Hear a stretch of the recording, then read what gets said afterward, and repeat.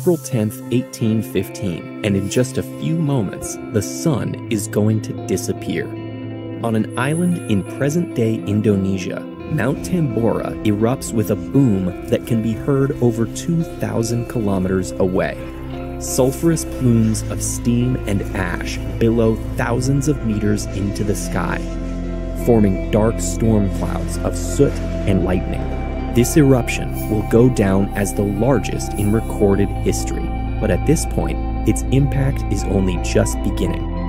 Ascending high into the atmosphere, Tambora's emissions spread across the globe, blotting out the sun for almost an entire year.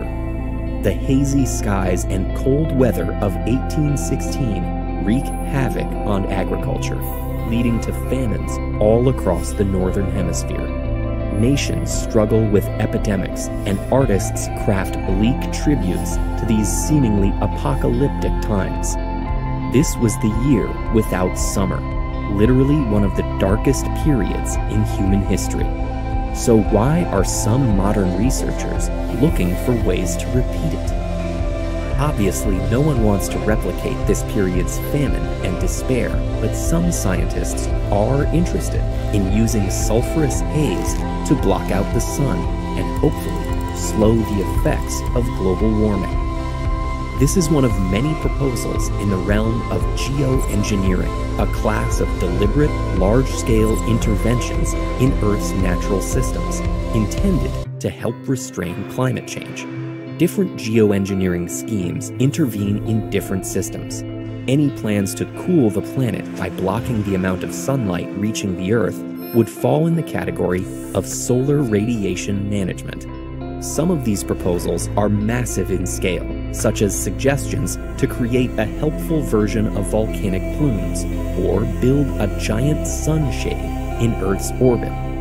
Others are more limited, focusing on enhancing natural cooling systems. For example, researchers might enlarge marine clouds or make Earth reflect more sunlight by building huge swaths of white surfaces. Many of these plans sound more than a little strange, but there is reason to believe they might work, not least because of natural events like the eruption of Tambora. Scientists know that volcanic eruptions have periodically cooled the climate. Both the Pinatubo eruption in 1991 and 1883's blast of Krakatoa reduced global average temperatures by at least ½ degree Celsius for up to a year. These cooling effects are global and fast-acting, but they're also incredibly risky. The Earth is a chaotic system where even the smallest changes can create countless unpredictable ripple effects. We know that cooling temperatures impacts precipitation, extreme weather, and other climate phenomena, but it's difficult for even the most advanced computer models to predict how or where these consequences will occur. One country's solar radiation management might be another country's unnatural disaster, causing extreme weather or crop failures like those following Tambora's eruption.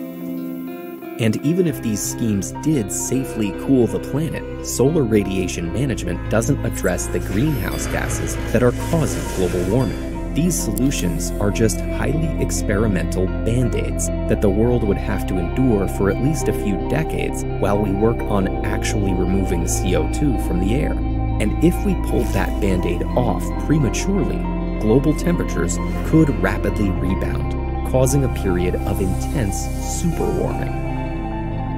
For these reasons and more, solar radiation management is risky.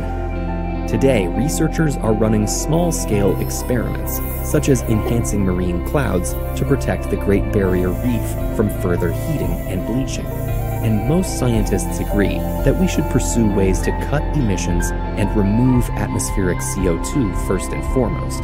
However, there are reasons to keep studying these more aggressive approaches. Desperate times call for desperate measures, and in the future, geoengineering might be civilization's last resort.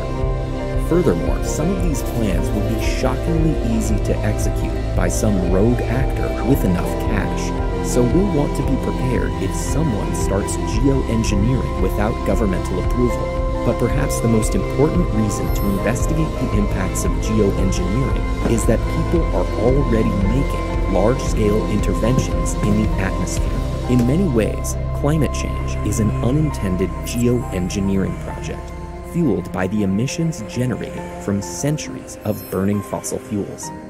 And unless we take action to curb emissions and draw CO2 out of the atmosphere soon, summer may never be the same again.